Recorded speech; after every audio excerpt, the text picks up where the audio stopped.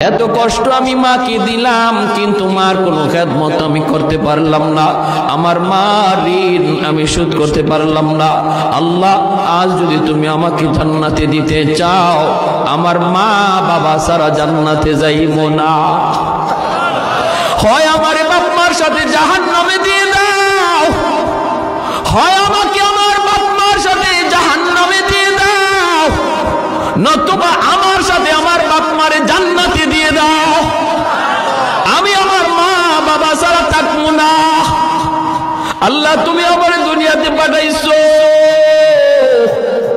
আমার মা আমার বাবা আমার উপর কি পরিমাণ ঋণ, আমি তো ঋণ শোধ করার সুযোগ পাই নাই, দিছো না।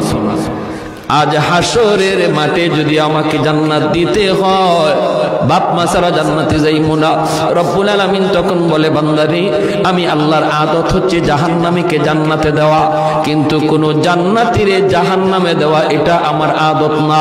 বান্দা, তুমি তো জান্নাতি, তোমাকে আমি জাহান্নামে দিতে পারি না। ঠিক আছে, নেও, তোমার সুপারিশে বাপ মারেও জান্নাত দিয়া দিলা।